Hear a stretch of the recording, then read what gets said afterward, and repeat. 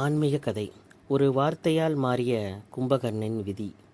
வைகுண்ட வாசல் காவலனாக இருந்தவன் அசுரனாக பிறந்த தர்மமுள்ள இதயத்துடன் ராவனுக்காக போராடி உயிர் நீத்த கும்பகர்ணனின் சாபம், வரம், வீரமரணம் இணைந்த அதிசய கதை.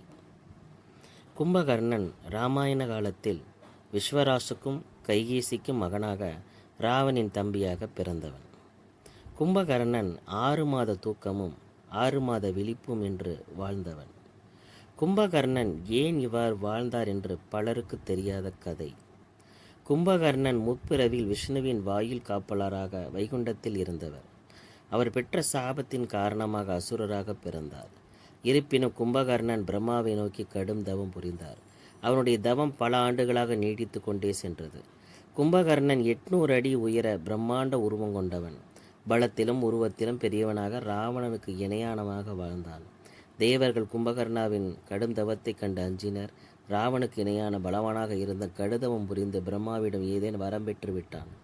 தேவர்கள் அவர்களுக்கு கும்பகர்ணால் ஏதேனும் அச்சுறுத்தல் ஏற்படும் என்று நினைத்து சரஸ்வதி தேவியிடம் உதவி கூறினர். சரஸ்வதி தேவியும் தேவர்களின் ஆணைகளுக்கிணங்க கும்பகர்ணின் வரத்தை மாற்றினார்.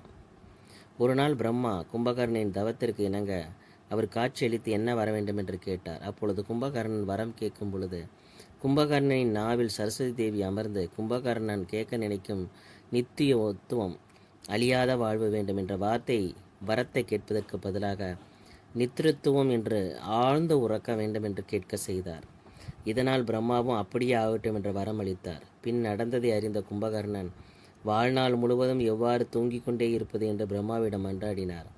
இருப்பினும் பிரம்மா அளித்த வரத்தை திரும்ப பெற இயலாது. அதனால் நீ 6 மாத காலம் தூக்கம், 6 மாத விழிப்பு என்று மாற்றி தந்தார். இந்த காரணத்தினால் கும்பகர்ணன் 6 மாதம் விழித்தும் 6 மாதம் தூங்கியும் இருப்பார். இந்த வரத்தின் காரணமாக உலகையே அதிர செய்ய வேண்டிய அந்த 800 அடி உயர அரக்கன் 6 மாதங்கள் தூங்கும் மூஞ்சியாக இருந்தான். கும்பகர்ணன் குளிக்க கடலுக்கு சென்றாலும் முட்டையளவு தண்ணியே இருக்கும். இதனால் அவன் ஆகாய கங்கையை கிழித்து அதிலிருந்து வரும் நீரில் குளிப்பான். இதே கிருபனந்த வாரியர் நகைச்சுவையாக உலகின் முதல் ஷவர் பாத் எடுத்த மனிதன் என்று அழைத்தார். கும்பகர்ணன் அரக்கனாக இருந்த போதிலும் அவனது மனம் தர்மத்தால் நிறைந்திருந்தது. ராவணன் சீதையை கவர்ந்து வந்தபோது அவன் சீதையை கண்ணவிடம் ஒப்படைக்க வேண்டும் என்று அண்ணாவிடம் வேண்டினார். இருப்பினும் கேட்காத காரணத்தினால் ராவனுக்காக போரில் என்று வீரல் மரணம் அடைந்தார். கும்பகர்ணனின் மனம் தர்மத்தால் நிறைந்திருந்தாலும் அவனுக்கு கிடைத்தது அநியாயமே. அவன் கடுந்தவும் புரிந்து வரம் கேட்க போதும் சரஸ்வதி தேவியால் நித்தியத்துவம் என்று கேட்பதற்கு பதிலாக நித்திருத்துவம் என்று கேட்டு 6 மாத உறக்கத்தை அனுபவித்தான். ராவனின் அதர்ம செய்கையால் செஞ்சோற்று கடன் தீர்க்க ராவனுக்காக போரில் நின்று வீரமரணம் அடைந்தான்.